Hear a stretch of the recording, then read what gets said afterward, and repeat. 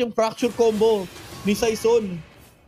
Ay, wait lang si Saison. Ginamit na after guard dyan. At meron pa penalty zone. Naku po. Sabay ba na Genvi? Patay na nga si Lolyal, pero patay din si Galiantes. Fernandez ngayon hinahabol ni si Kais. Naku, meron na may immortality, pero flicker in for Yums as well. Even Stormy ay medyo napalalim na. Saan pupunta mga players ngayon? Para si Gomez na magiging target nila. Fernandez is down.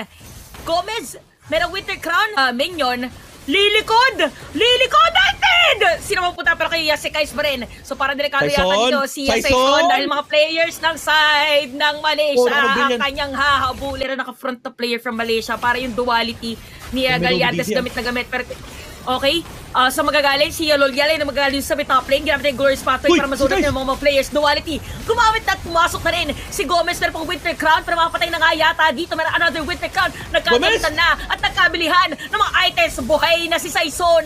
Patay si Stormy. Shutdown.